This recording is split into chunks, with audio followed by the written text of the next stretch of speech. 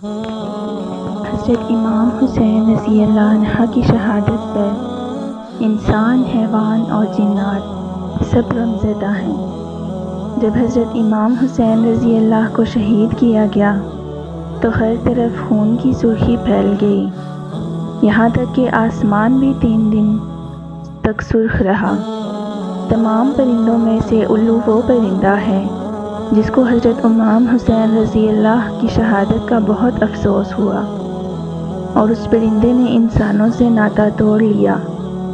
یہ بے زبان پرندہ بھی اتنا سمجھتا ہے کہ حضرت امام حسین جو اللہ کے نبی حضرت محمد صلی اللہ علیہ وسلم کی گود میں کھیل کر بڑے ہوئے، جو جنت میں نوجوانوں کے سردار ہیں، ایک بے زبان پرندہ یہ بات سمجھتا ہے، پر افسوس کہ کافر دماغ اور زبان رکھتے ہوئے بھی نہ سمجھ سکے۔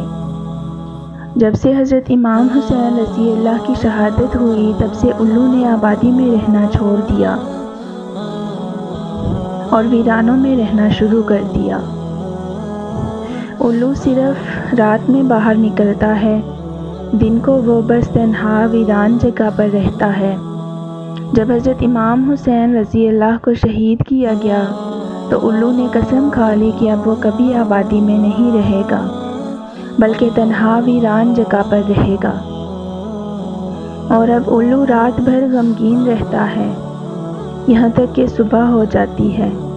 حضرت امام حسین رضی اللہ کی شہادت سے پہلے الو آبادی میں رہتا تھا، مگر جب حضرت امام کو قتل کیا گیا تو وہ پہاڑوں اور جنگلوں کی طرف چلا گیا اور جاتے ہوئے بول کر گیا کہ تم کتنی بری امت ہو، کتنے بد نصیب ہو جو اپنے ہی نبی حضرت محمد صلی اللہ علیہ وآلہ وسلم کے نواسے کو شہید کر دیا۔ پھر میں تو ایک پرندہ ہوں، تم سب میرا کیا اچھا سوچو گے، بہتر ہے میں اپنی حفاظت خود کروں۔ اور یہ بول کر وہ چلا گیا۔ اب وہ سارا دن کچھ کھاتا پیتا نہیں، جبکہ شام کو حضرت امام حسین رضی اللہ کی شہادت کی یاد میں غمزدہ رہتا ہے۔ جہاں الو حضرت امام حسین رضی اللہ کی شہادت پر غمگین ہے، وہیں پر کبوتر بھی ایک ایسا پرندہ ہے جس کو حضرت امام حسین رضی اللہ کی شہادت پر بے انتہا دکھ ہوا۔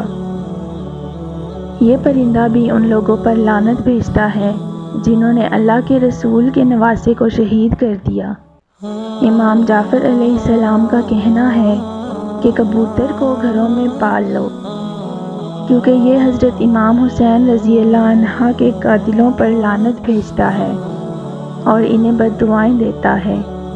امام جعفر کہتے ہیں کہ ایک دن میں داؤد کے گھر بیٹھا ہوا تھا، وہاں ایک کبوتر دیکھا جو زور زور سے کچھ بول رہا تھا، تو میں نے پوچھا داؤد تم جانتے ہو یہ کبوتر کیا کہہ رہا ہے؟ آپ علیہ السلام نے فرمایا نہیں میں نہیں جانتا۔ تو حضرت جعفر علیہ السلام نے فرمایا یہ ان پر لعنت بھیجتا ہے جو نواسۂ رسول کے قاتل ہیں، اس لیے اس پرندے کو گھر میں پالنا چاہیے۔